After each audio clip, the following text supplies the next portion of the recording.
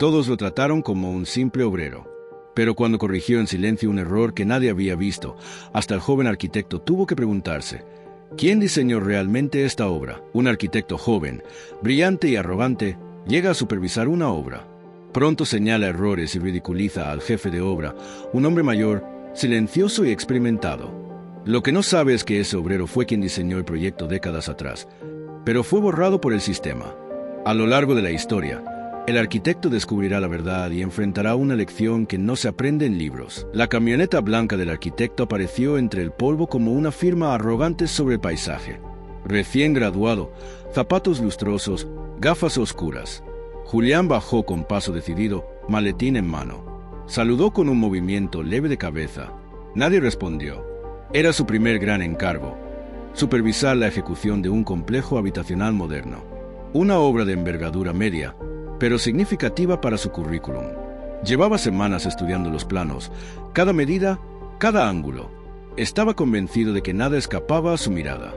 Tenía las palabras ensayadas, la postura firme, la convicción del que aún no ha sido contradicho por la realidad. El terreno era seco, polvoriento, lleno de ecos metálicos. Sonaban martillos a lo lejos, voces graves, cuerpos en movimiento que no lo miraban, un mundo ajeno al suyo. Caminó entre los pilotes como quien inspecciona ruinas antiguas, con autoridad ficticia. Revisó materiales, criticó alineaciones, apuntó nombres que no conocía. Se detuvo ante una viga que no coincidía del todo con su modelo mental. Midió, confirmó una desviación menor. Frunció el ceño, pidió una reunión inmediata. Los trabajadores lo rodearon en silencio. Entre ellos, un hombre mayor, con la espalda ligeramente encorvada y manos gruesas. Era Francisco. No vestía casco de ingeniero ni portaba planos. Solo llevaba un lápiz detrás de la oreja y polvo en la ropa. Nadie lo presentó. Tampoco él se presentó. Julián señaló el error, lo explicó con tecnicismos y ordenó rehacer. Su tono no admitía réplica. Dijo que en su mundo, 3 centímetros eran la diferencia entre lo correcto y lo mediocre. Nadie dijo nada. Francisco simplemente asintió, recogió sus herramientas y comenzó a desmontar. Esa tarde, bajo el sol vertical, Julián observó desde la sombra cómo el viejo reconstruía la sección cuestionada. Lo hacía con precisión, sin urgencia. No hablaba, solo trabajaba. 2 ayudantes seguían sus indicaciones sin palabras. El acero sonaba distinto en sus manos. El concreto parecía obedecerlo. La estructura empezaba a rehacerse, pero algo no encajaba. Aquella viga, aún en proceso, parecía más sólida, más lógica, más hermosa. Sin saber cómo explicarlo, Julián sintió que la nueva versión superaba a la anterior. Pero no lo dijo. Guardó silencio y anotó una observación vaga en su libreta. Al día siguiente, volvió a inspeccionar. Todo estaba en orden. Medidas exactas, ángulos perfectos, pero sentía que no había ganado.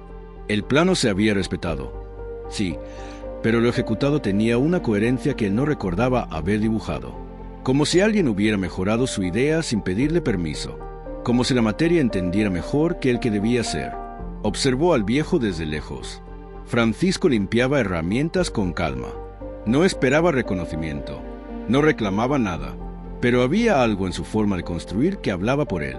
Julián lo siguió con la mirada mientras lo veía revisar una línea de nivel sin medidor, solo con los ojos. Luego tocó el muro como si pudiera escucharlo. No dijo nada. Nunca decía nada. Por la noche, en su departamento, Julián abrió nuevamente los planos.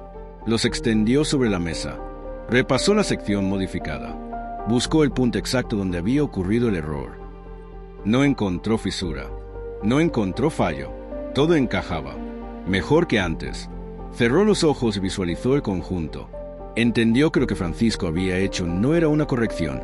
Era una lección silenciosa. Durante los días siguientes, Julián mantuvo su rutina con aparente firmeza. Llegaba temprano, recorría el sitio, daba instrucciones, anotaba observaciones. Pero algo se había movido dentro de él. Cada vez que pasaba junto a la viga reconstruida, su mirada se detenía por unos segundos más de lo necesario. A simple vista, todo parecía normal. La obra avanzaba según cronograma. Los trabajadores respetaban sus tiempos. Los materiales llegaban a tiempo. Pero Julián notaba una sutil diferencia. Los planos que había trazado con tanto detalle no eran suficientes.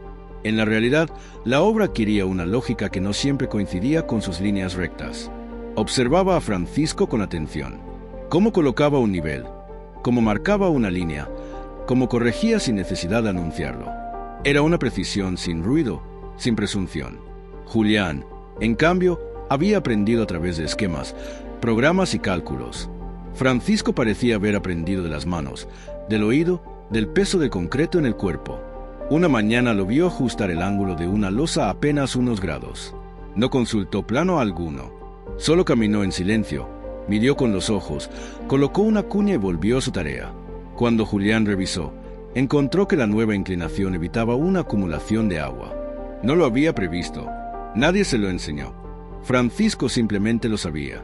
En su cuaderno, Julián escribió: «Hay cosas que no están en los planos, y sin embargo, sostienen todo». Por las noches, repasaba las versiones digitales de su proyecto. Buscaba errores que antes no había notado. Descubría omisiones, incongruencias menores que en obra eran resueltas sin que nadie le avisara. Empezó a marcar diferencias entre lo que había dibujado y lo que realmente se construía. La brecha crecía. Comenzó a revisar los planos originales, los documentos antiguos de la constructora. Quería entender de dónde venía el diseño que tanto admiraba. Lo que encontró lo desconcertó. Versiones anteriores con anotaciones a mano, correcciones hechas con lápiz rojo, ajustes que mejoraban la circulación del viento, la luz natural, el equilibrio de cargas.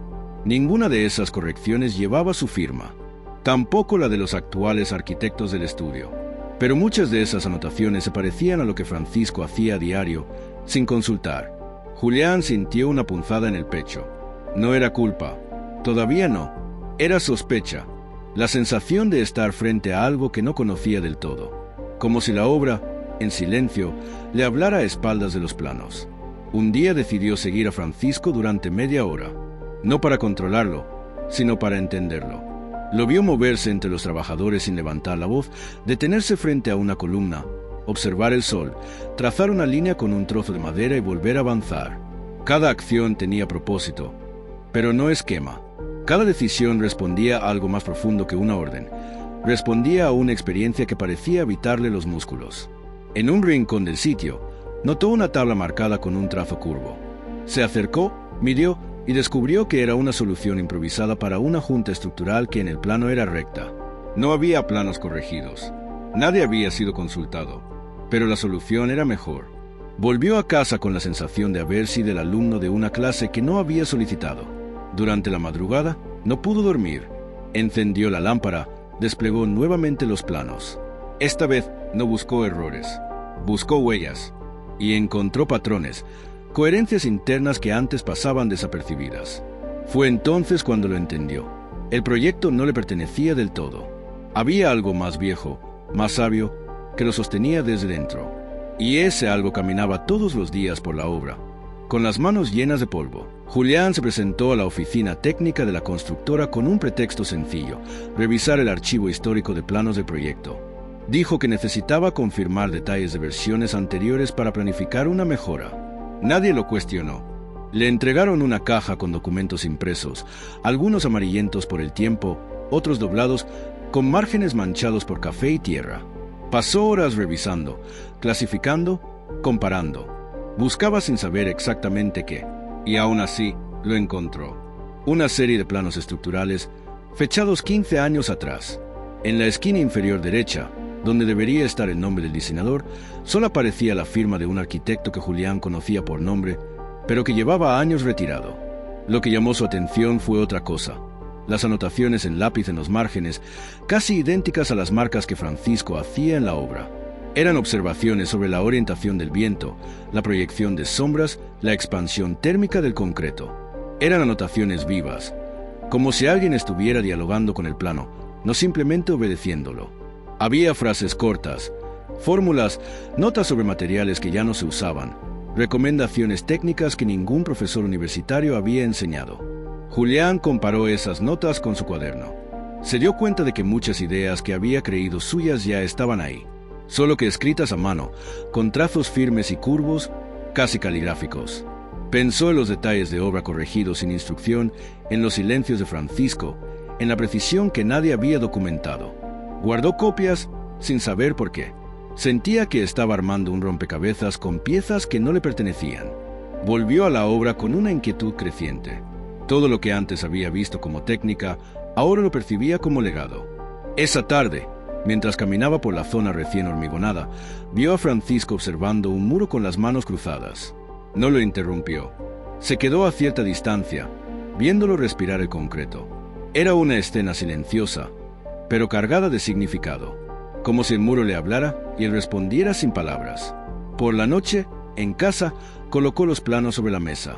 Encendió una lámpara y comenzó a unir los puntos. Las notas, los trazos, los ajustes, todo llevaba la huella de alguien que no figuraba oficialmente. Pero estaba en cada milímetro del proyecto. El nombre de Francisco no aparecía en ningún documento, pero su letra sí, su pensamiento también. Julián escribió en su libreta: a veces, lo esencial no está en la firma, está en el trazo. Luego subrayó la frase. La dejó ahí, sola, como una advertencia para que creyera que construir era solo firmar. Empezó a revisar otros proyectos antiguos, edificaciones de la misma época, dentro del mismo estudio. Volvió a ver el mismo patrón. Los planos oficiales tenían una estética similar, pero las anotaciones, los refuerzos, las correcciones, siempre con la misma letra. Y en las fotos de obra, siempre un hombre al fondo, casi invisible. Francisco, más joven, con el mismo gesto sereno. Sintió un estremecimiento. No era una sospecha suelta. Era un patrón. Era una historia no contada, escondida entre documentos que nadie leía. Francisco no solo había corregido detalles, había sostenido estructuras enteras desde el anonimato. Julián cerró la caja de planos con lentitud. No era culpa lo que sentía, sino vergüenza. Había hablado con arrogancia frente a alguien que ya había construido más de lo que él podría proyectar en una vida. Y aún así, ese hombre no había reclamado nada. De vuelta en la obra, al día siguiente, observó con otros ojos. El sonido de la mezcla, el eco del martillo, el ritmo de los pasos sobre los andamios. Todo tenía un orden secreto, una música que él apenas empezaba a escuchar. Esa noche, volvió a escribir. El maestro no necesita voz. La materia habla por él. El hormigón fragua en silencio, como la verdad. Julián lo comprendió esa mañana, cuando observó la base recién vertida del segundo bloque. Recordó una observación en los planos antiguos, un cálculo que sugería reducir el espesor del cimiento para ganar eficiencia. Pero allí, sobre el terreno, Francisco había hecho lo contrario. Lo reforzó, y lo hizo sin consultar. En su momento, Julián pensó en llamarle la atención, pero ya no tenía el mismo impulso. En vez de confrontar, esperó, y volvió a revisar los planos. Comprendió que la decisión de Francisco no solo era lógica, era sabia. En esa zona, el suelo tenía mayor humedad. El viejo lo sabía, lo había caminado, lo había escuchado bajo sus botas. En los días siguientes, Julián dejó de hablar tanto. Observaba más. Notaba cómo los trabajadores esperaban una señal leve de Francisco antes de avanzar, como todos sabían que era él quien realmente marcaba el ritmo, sin decirlo, sin imponerlo, solo con presencia. El joven arquitecto comenzaba a percibir los gestos como lenguaje, una mirada detenida, un dedo sobre una tabla, un silencio largo antes de una mezcla. Francisco no improvisaba, dialogaba con los materiales, sabía cuándo esperar, cuándo corregir, cuándo callar. En las noches, Julián leía informes, analizaba cálculos estructurales, recorría foros en busca de respuestas. Pero nada de eso explicaba del todo lo que pasaba en obra. Era como si Francisco tuviera una brújula interna que no dependía de fórmulas. Una forma de entender el comportamiento de la materia con el cuerpo. A veces, en los descansos, lo veía sentado solo, comiendo en silencio. Nadie lo interrumpía. Algunos lo saludaban con respeto, otros evitaban molestarlo. Él no buscaba conversación, pero bastaba con que mirara una mezcla para que alguien la corrigiera. Una tarde ventosa, Julián observó cómo Francisco pidió mover un encofrado 3 centímetros. No por estructura, por ventilación. El arquitecto joven iba a preguntar por qué, pero se contuvo. Esperó, y más tarde, al cruzar por esa misma zona, sintió el flujo del aire, más natural, más limpio. Comprendió la decisión, no desde la teoría, sino desde el cuerpo. Un mediodía, mientras todos descansaban, Julián volvió al archivo. Buscó documentación de proyectos aún más antiguos. Y allí, En un expediente olvidado, encontró lo que ya intuía. Un proyecto premiado hace 20 años. Un diseño innovador que aún se enseñaba en la facultad como ejemplo de sostenibilidad. La firma era del mismo arquitecto retirado, pero en los créditos menores aparecía un nombre apenas visible: F. Herrera, delineante. Sintió un nudo en la garganta, no por el descubrimiento, sino por todo el tiempo que esa verdad había estado frente a tantos ojos ciegos, incluyendo los suyos. El peso de la historia no contada caía sobre él. Volvió a la obra con otra mirada. Ya no analizaba, escuchaba. El viento, el polvo, el crujido de la madera, los pasos de Francisco sobre la grava. Todo parecía tener un ritmo secreto, una partitura invisible que él apenas empezaba a leer. Esa noche no pudo dormir. En su libreta escribió: hay obras que se sostienen por columnas ocultas. Francisco es una de ellas. Y abajo, sin pensarlo, agregó otra frase: la arquitectura no siempre se firma con tinta. A veces se escribe con silencio. El cielo estaba encapotado esa mañana. Una capa de nubes pesadas se cernía sobre el terreno, como si el día llevara el mismo peso que Julián sentía en el pecho. Llevaba días sin dormir bien, acumulando ideas, hipótesis, papeles. Su cuaderno ya no era solo un registro de obra, era un diario íntimo lleno de confesiones silenciosas. El nombre de Francisco aparecía en casi cada página, aunque él nunca lo hubiera sabido. Mientras caminaba entre los bloques en construcción, Julián notó cómo los obreros lo miraban de otra forma. Tal vez por su silencio reciente, tal vez porque lo veían más tiempo observando que hablando, tal vez porque sabían que estaba cambiando. En uno de los muros recién levantados, encontró una marca en el concreto fresco, una pequeña F grabada con la punta de un alambre. Sutil, oculta, pero clara. No era una firma, era una presencia. En la oficina técnica, pidió acceso a los proyectos archivados del estudio donde se había originado el diseño original. Fue más lejos esta vez. Buscó nombres de delineantes, asistentes técnicos, personal de obra. En los márgenes de actas olvidadas, encontró anotaciones firmadas por F. Herrera, observaciones detalladas sobre pendientes, distribución de cargas, aprovechamiento solar. En todas, el trazo era el mismo.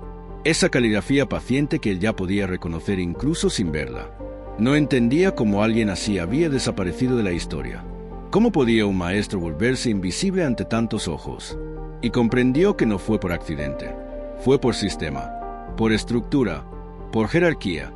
El mundo de la arquitectura, como muchos otros, tenía sus modos de enterrar a los que no tenían voz. Esa noche, se sentó frente a su computadora con las copias escaneadas de los planos y un archivo nuevo en blanco. Comenzó a escribir un informe. No técnico, no formal, un texto personal, dirigido a nadie y a todos.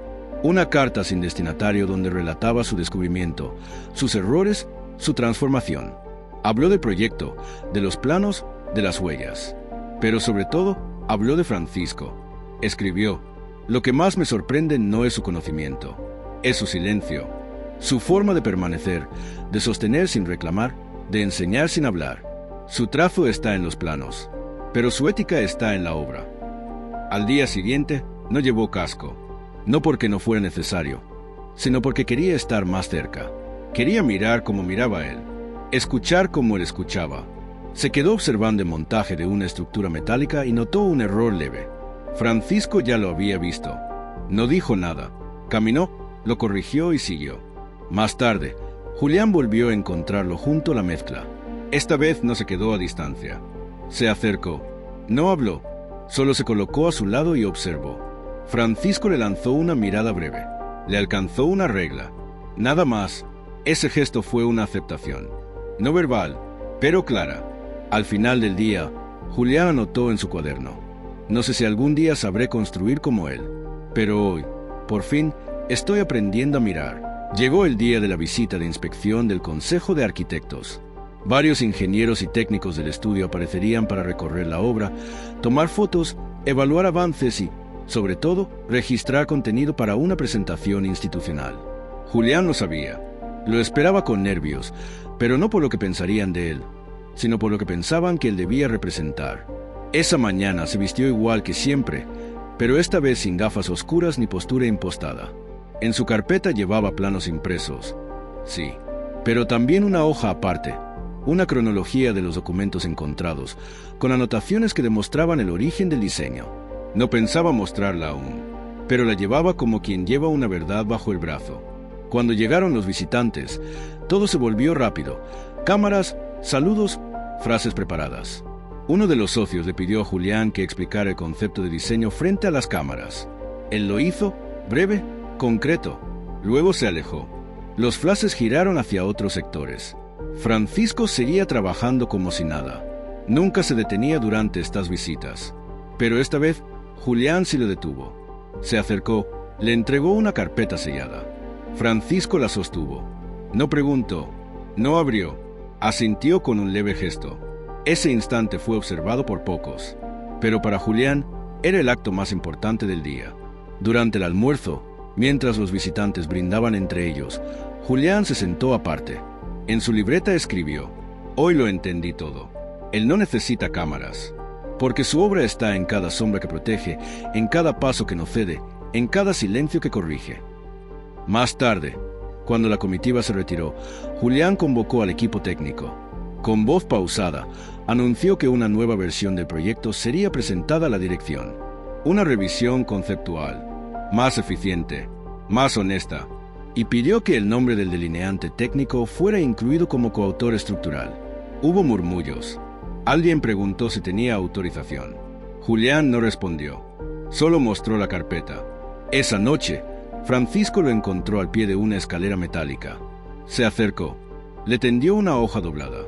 En ella, un plano antiguo, redibujado a mano con anotaciones nuevas. No dijo nada, pero en el margen, por primera vez, estaba escrito su nombre completo, con letra firme, como una firma que, finalmente, había decidido salir del anonimato. Julián llevó ese plano a casa como si fuera un documento sagrado. Lo colocó sobre su escritorio y pasó horas observándolo, no por el dibujo, por la valentía que implicaba esa firma. Pensó en la cantidad de proyectos que habían salido del anonimato de Francisco, en los edificios que llevaban otras firmas, pero otros trazos. Pensó en las manos que los habían levantado. Esa noche no escribió en su libreta. No hacía falta. Cerró los ojos y repasó mentalmente cada paso dado hasta llegar ahí, y comprendió que no podía volver atrás. Que reconocer a Francisco no era un acto simbólico, era una necesidad moral, un deber silencioso. Días después, al regresar al estudio central, Julián entregó una copia del plano firmado. Lo acompañó con un informe que detallaba el papel histórico del maestro. No fue fácil. Hubo preguntas, dudas, incluso resistencia. Pero también hubo asombro, porque lo que presentó no era solo un argumento técnico, era una verdad viva. Poco a poco, la conversación cambió. Algunos comenzaron a preguntar por Francisco. Otros recordaron haber trabajado con él años atrás. Lo que antes era olvido comenzó a ser recuerdo. Lo que era sombra se volvió forma. En la siguiente reunión interna del estudio, Julián presentó el nuevo dossier técnico del proyecto. Esta vez, en la portada, bajo el título y su propio nombre, figuraba con letras claras: Francisco Herrera, coautor técnico y estructural. El silencio que siguió fue largo. Innecesario, la obra estaba por concluir. Solo quedaban los acabados finales, los últimos retoques. El andamio que antes cubría la fachada ahora mostraba líneas limpias, simétricas, serenas. Julián recorría los pasillos en silencio, observando el resultado de meses de trabajo. No buscaba fallas, buscaba comprender el alma de lo construido. Francisco seguía allí, como siempre, corrigiendo una junta, ajustando un marco, barriendo polvo. No parecía emocionado por el final. Para él, la obra era como un río. No se detenía, solo cambiaba de cauce. Había trabajado sin aplausos, sin pausas. Y Julián comenzaba a entender que en ese gesto silencioso había más profundidad que en cualquier discurso. Una tarde, mientras la luz bajaba con tono dorado sobre concreto, Julián se acercó al banco donde Francisco descansaba. Llevaba algo en la mano, una placa pequeña de metal. La extendió. Francisco la leyó sin prisa. Decía: Francisco Herrera, maestro de obra, autor silencioso de lo que aquí se levantó. No hubo palabras. Francisco solo la sostuvo, la miró unos segundos y la colocó a su lado. El silencio pesaba más que cualquier discurso. Y entonces, casi como quien dicta una sentencia sin levantar la voz, murmuró: el que construye para figurar, Se derrumba por dentro. Fue un susurro, pero en Julián resonó como trueno. No era una frase, era una advertencia, una verdad tallada en vida, una brújula moral. La frase no se refería solo al oficio, era una forma de vivir, un código interno. Ese día, Julián no escribió. Caminó la obra en silencio, tocando el concreto con los dedos, como si cada pared pudiera confirmar que había entendido algo nuevo. Observó la sombra que caía entre columnas, el viento que se filtraba por las aberturas, el paso de los trabajadores que ya recogían sus cosas. Cada elemento parecía tener otro peso. Esa noche, en casa, volvió a su libreta. Y entonces sí, escribió. No basta con diseñar bien. Hay que vivir de forma que el diseño no sea solo forma, sino huella. No para que nos aplaudan, sino para que lo que hagamos no se caiga por dentro. Y debajo, él me mostró que el verdadero arquitecto es aquel que no necesita firmar, porque su trazo está en la dignidad con la que sostiene su trabajo. Días después, se organizó una pequeña ceremonia informal de cierre. No hubo prensa, solo equipo de obra, risas, aplausos sinceros. Francisco no subió a decir nada. Se quedó de pie, al fondo. Pero cuando Julián tomó la palabra, no habló de planos ni de méritos.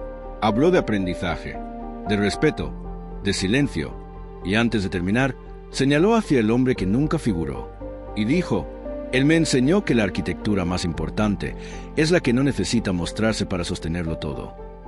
Los presentes aplaudieron sin estruendo. Algunos lo miraron con admiración, otros con pudor, pero nadie discutió esas palabras, porque todos sabían que, sin Francisco, aquello no se habría sostenido. Después del cierre, Julián se acercó nuevamente al banco donde Francisco guardaba sus herramientas. Le entregó un sobre. Dentro, una carta escrita a mano, con el plano original del proyecto y una nota firmada que decía: «Gracias por enseñarme a construir desde adentro». Francisco lo guardó sin abrir. Solo sonrió. Esa fue su manera de decir que entendía, que todo estaba en paz. Pasaron semanas. La obra estaba terminada, entregada, habitada. Pero en el estudio de arquitectura quedaba un proyecto más, una propuesta nueva, una ampliación inspirada en lo que se había construido. Julián había trabajado en ella con otra mirada, con otra ética. Cada línea estaba trazada con la calma de quien ya no quería brillar, sino sostener. Cuando presentó el anteproyecto a la dirección, lo hizo en voz baja, pero su convicción era firme. En la portada del plano, junto a su nombre, aparecía otro, esta vez completo, sin iniciales: Francisco Herrera. Nadie discutió, nadie se atrevió, porque todos, de alguna forma, ya sabían. Francisco no se sorprendió cuando Julián le entregó la copia. No preguntó nada, pero esa tarde, por primera vez, fue él quien habló más de lo habitual. Le contó sobre un proyecto antiguo, nunca construido, que guardaba en casa. Julián le pidió verlo. Días después, en un taller escondido entre árboles, lo tuvo entre manos. Era hermoso, orgánico, atemporal, sin firma. Hasta ese día, Julián le propuso algo más que gratitud. Le propuso sociedad. Le dijo que, si aceptaba, el siguiente proyecto llevaría ambos nombres desde el principio. Francisco lo miró en silencio y asintió. Con el paso del tiempo, se concretaron cosas nuevas, pero nada tan sólido como esa alianza forjada sin contratos, solo con confianza. El primer proyecto conjunto fue un centro cultural para un barrio obrero. Francisco propuso ideas técnicas, Julián las tradujo en planos. Los trabajadores de la zona participaron voluntariamente. La obra avanzó sin imposiciones, como si todos hubieran comprendido el mensaje que ese viejo maestro encarnaba. Durante la inauguración, la placa de entrada fue instalada por ambos, y debajo del título, en letras idénticas, diseñado por Herrera y Gutiérrez. Ninguno de los dos pronunció discursos, pero cuando los vecinos comenzaron a entrar, Francisco se quedó parado en la puerta, viendo cómo la estructura comenzaba a vivir. Tiempo después, en una exposición de arquitectura, se presentó ese mismo diseño como ejemplo de colaboración generacional. Una periodista preguntó cuál era el secreto de ese equilibrio entre lo técnico y lo humano. Julián respondió sin titubeos: el secreto fue escuchar a quien nunca necesitó ser oído para tener razón. Francisco, a su lado, solo sonrió. Esa sonrisa fue su firma. Y esa fue la historia, de cómo un joven arquitecto aprendió que la verdadera autoría no está en la firma, sino en la forma de sostener. y de cómo un maestro, que durante años trabajó desde el margen, fue reconocido donde corresponde. Esa noche, al volver a casa, Julián abrió su cuaderno por última vez para esta historia. Escribió solo una frase. El trazo más limpio de todos fue su silencio.